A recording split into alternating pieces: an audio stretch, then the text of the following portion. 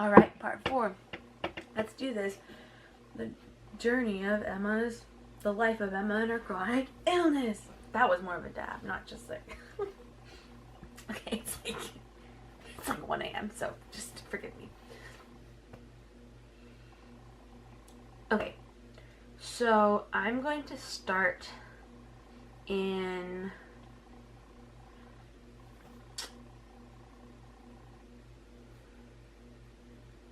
April 2018. I think that's when stuff sort of started to escalate. Starting with, no, it had kind of all been escalating, but that was when I started noticing about my heart rate. I started wearing a Fitbit with a heart rate tracker, and I was like, yeah, that's not normal. What up with that? But I brought it up to people. I had an EKG done at my primary care doctor's, and I was told it was fine. And here's what the problem with that is. An EKG is a snapshot. Like, it really is just like 3 seconds of what's going on in your body. And so it can't show these more inconsistent things because it's just that little snapshot. So I think it's not responsible to make a decision that somebody's fine based off of an EKG. And so then my mom and I went to France for a month, and I had the Fitbit, and we were doing a lot of walking, and we were really noticing how it was affecting me. Just the exhaustion, the weakness, and my heart rate would go way up and stay up and be up when it shouldn't have been, and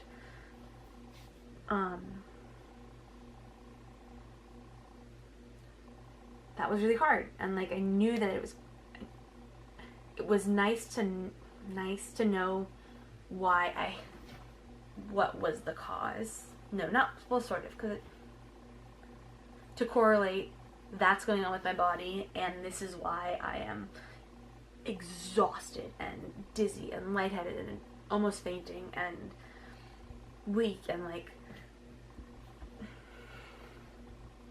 so that was kind of nice to have that connection.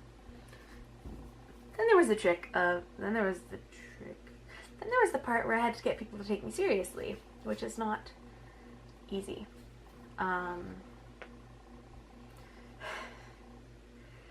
When we got back from the trip, a couple days later, it was my birthday. 2 days later, I was back in the hospital for psychiatric reasons. And when you're in the hospital for that, you get your vitals taken in the morning and at like 4. So at the shift changes, not in the middle of the night. They don't make you do that. And my heart rate would be way up there. I was like lying in my bed for like the last hour and a half, and the nurse came in to take my vitals, and it was like 105. And she's like, "Is it always?" She's like, "Have you been up and walking?" I'm like, "Nope, literally just been lying here reading in my book." And she's like, "Okay, I'm gonna talk to the doctor about it." Never heard about anything about it again. And I would try to like push about it, and I would just get told, "It's your anxiety, it's no big deal, it's a medication," like all this stuff. And it gets so tiring trying to push against this brick wall that is the medical system. It's exhausting. So I was in that hospital for a week, and then I was out of the hospital for 2.5 weeks, and then I was back in the hospital. And this hospital is the one that I keep talking I'm going to make a video about. I don't know where my notebook is. I'll just give you a little snippet. My first night there, I woke up in the middle of the night, and there was another patient who was psychotic in my room going through my personal intake papers. So there's your little teaser of the hospital from hell.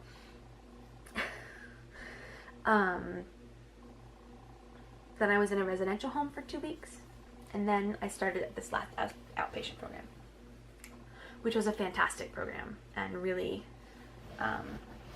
set me up for success. And I credit why, well, obviously I did a lot of hard work, but in doing that work in that way through that program really got me to the place I am now.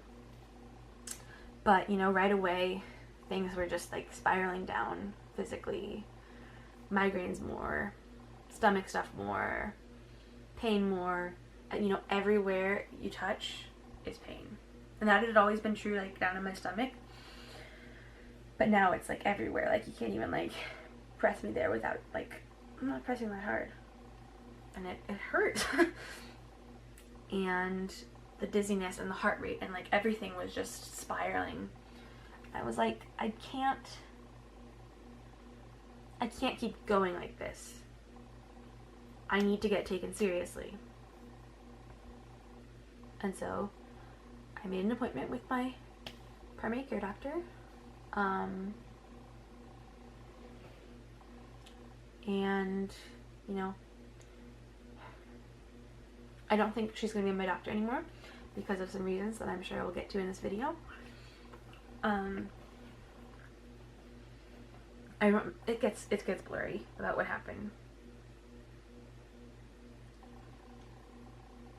But, you know, it was before I saw her that I had known what Ehlers-Danlos was, and I had known what POTS was.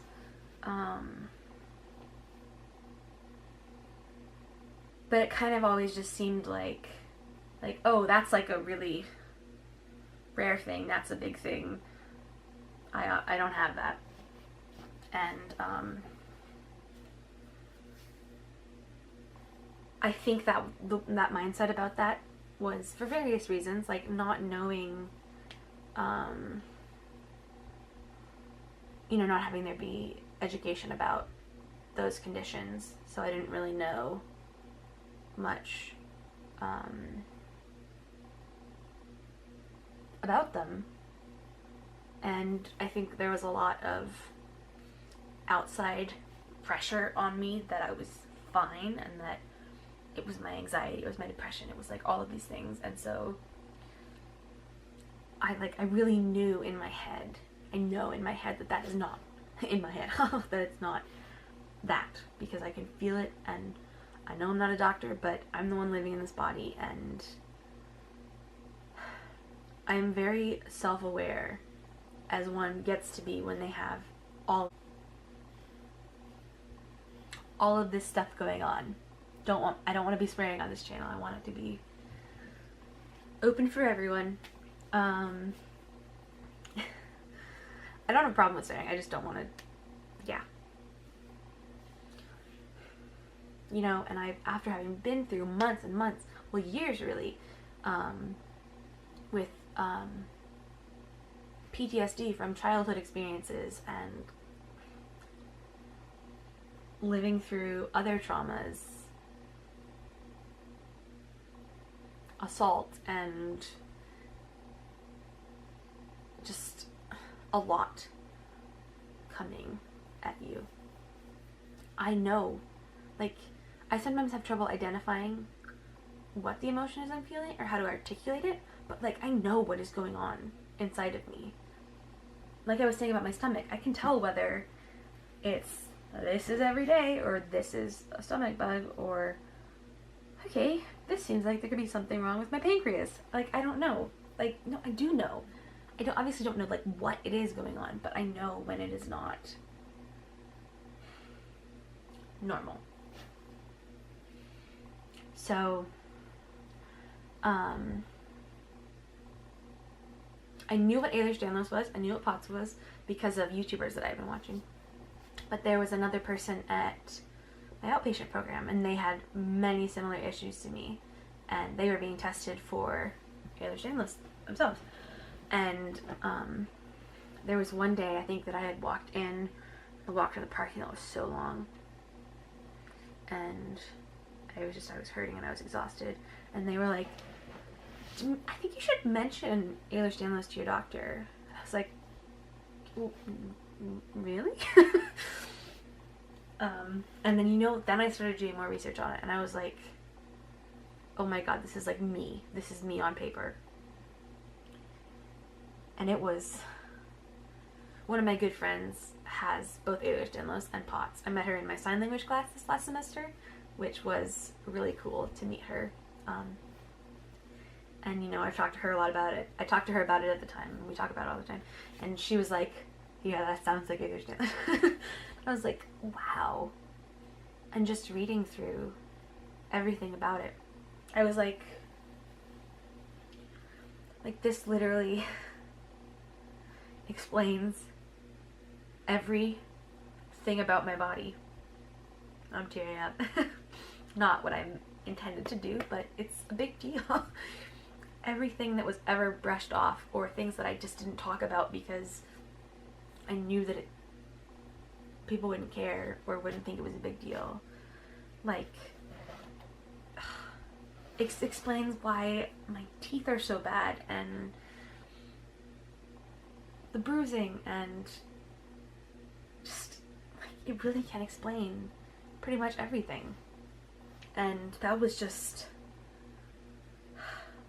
I was just blown away. It's like, oh my god, now what do I do? So I went and I talked to my doctor, and I brought stuff in about EDS and POTS because I know that they are not often well accepted by doctors. And the whole research as a patient thing, especially coming from somebody with obsessive compulsive disorder, I really could have easily been labeled as a hypochondriac. And I think that's what my primary care doctor has decided I am, whether she said it out loud or not. So I went to see my primary care doctor, and I had been having shoulder blade issues, and she sent me to physical therapy, which is great. Love the clinic I go to.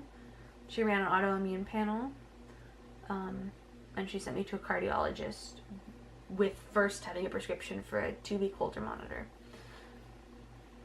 So I did that. Then I saw, oh, she's dreaming. A lot happened. That was when the fires happened, the asthma attacks.